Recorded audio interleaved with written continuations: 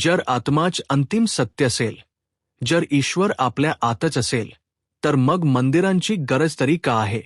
हा प्रश्न अनेकांच्या मनात येतो, पण फार थोडे लोक त्याचा खरा अर्थ समजून घेण्याचा प्रयत्न करतात.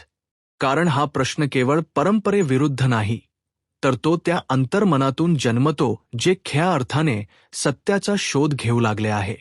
नमस्कार मित्रांनो, आज आपण एका अत्यंत गूढ आणि गहन आध्यात्मिक प्रश्नावर विचार करणार आहोत. आत्मा, मंदिर आणि आपल्या मनाचे खरे नाते काय आहे? हा विचार प्राचीन ज्ञानातून येतो, जिथे एक राजा जनक आणि महान ऋषी अष्टावक्र यांच्यातील संवाद आपल्याला जीवनाचे खोल सत्य समजावून सांगतो. अष्टावक्र जनकाला सांगतात, राजन, आधी आत्मा काय आहे हे समजून घे. आत्मा ही कोणती वस्तू नाही जी तू हातात धरू शकतोस. तो कोणता क्षणिक अनुभवही नाही जो येतो आणि जातो. आत्मा तो आहे ज्यामध्ये सर्व अनुभव येतात आणि जातात. जसे आकाशात ढग येतात, काही वेळ थांबतात आणि नंतर नाहीसे होतात, पण आकाश मात्र कधी येत नाही आणि जातही नाही. तसेच शरीर, मन, भावना आणि विचार हे ढगांसारखे आहेत, पण जो त्यांना पाहतो, जो साक्षी आहे, तोच आत्मा आहे. म्हणूनच आत्म्याला सत्य म्हटले जाते, कारण जो बदलतो तो असत्य आणि जो कायम असतो तोच सत्य. बालपण गेले, तरुणपण आले, नंतर वय वाढले, जीवनात अनेक बदल झाले, पण मी आहे हा अनुभव कधी बदलला नाही. तोच आत्मा आहे.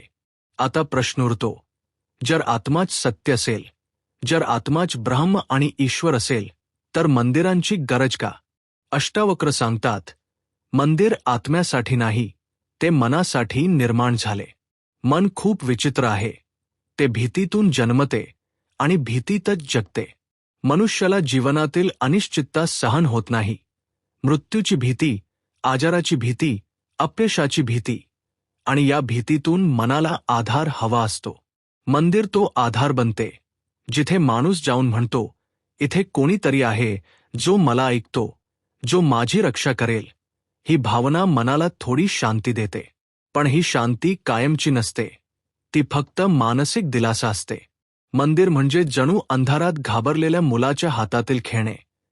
ते त्याला खऱ्या अर्थाने सुरक्षित करत नाही, पण त्याला धैर्य देण्याचे प्रतीक बनते.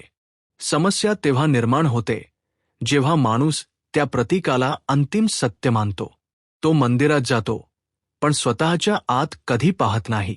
तो मूर्तीसमोर नतमस्तक होतो, पण स्वतःच्या अहंकाराला कधी ओळखत नाही.